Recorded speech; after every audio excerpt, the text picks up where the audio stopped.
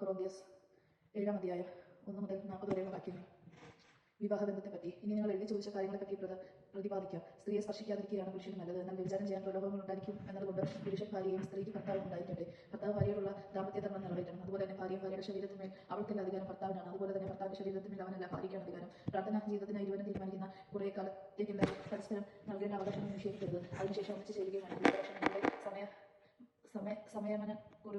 സമയക്കുറവ് നിമിത്തം പിശാച് നിങ്ങളെ പ്രലോഭിപ്പിക്കും. ഇതൊരു നല്ല ആനുകൂല്യമായിട്ടാണ് ഞാൻ പറയുന്നത്, കൽപ്പനയായിട്ടല്ല. എല്ലാവരും എന്നെ പോലെ ആയിരുന്നുവെങ്കിൽ എന്ന് ഞാൻ ആശിക്കുന്നു. എന്നാൽ ദൈവത്തിൽ നിന്ന് ഓരോരുത്തർക്കും പ്രത്യേക ദാനങ്ങളാണല്ലോ ലഭിക്കുന്നത്. അവിവാഹിതരോട് ഞാൻ പറയുന്നു, എന്നെ പോലെ ആയിരിക്കുന്നതാണ് അവർക്ക് നല്ലത്. എന്നാൽ സമയമനം സാധ്യമല്ലാത്തവർ വിവാഹം ചെയ്യട്ടെ. വികാരം കൊണ്ട് ദഹിക്കുന്നതിനേക്കാൾ വിവാഹിതരാകുന്നതാണ് നല്ലത്.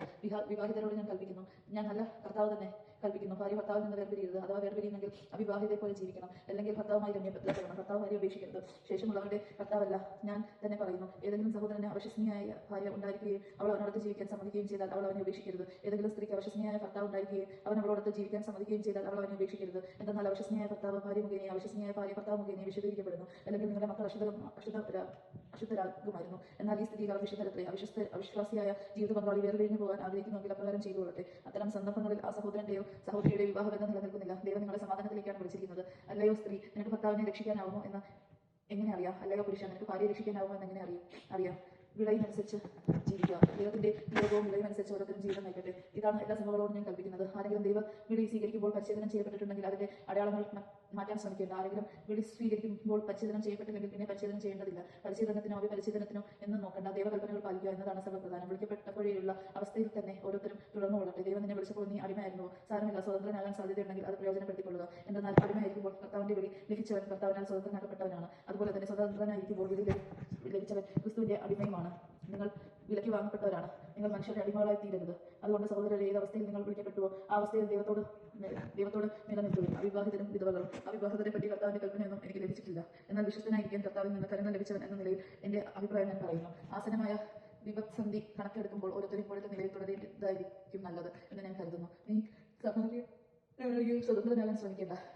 വിഭാര്യനാണെങ്കിൽ വിവാഹിതനാവാനും വേണ്ട. നീ വിവാഹം കഴിക്കുന്നെങ്കിൽ അത് പാപമല്ല. കന്യക വിവാഹിതയായാൽ അവൾ പാപം ചെയ്യുന്നില്ല. എന്നിരിക്കലും വിവാഹിതരാകുന്നവർക്ക് ലൈംഗിക ക്ലേശങ്ങൾ ഉണ്ടാകും. അതിൽ നിന്ന് നിങ്ങളെ ഒഴിവാക്കാനാണ് എന്റെ ശ്രമം. സഹോദരരുടെ സമയം പരിമിതമാണ്. ഇനിമേൽ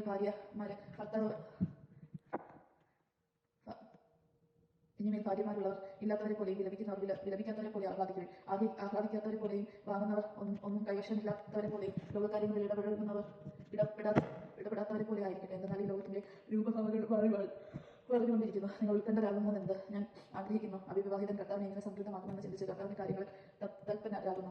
വിവാഹിതൻ സ്വഭാര്യയെ എങ്ങനെ പ്രീതിപ്പെടുത്താമെന്ന് ചിന്തിച്ച് ലൗകിക കാര്യങ്ങളിൽ താല്പര്യനാകുന്നു. അവന്റെ താല്പര്യങ്ങൾ വിഭജിക്കപ്പെട്ടിരിക്കുന്നു.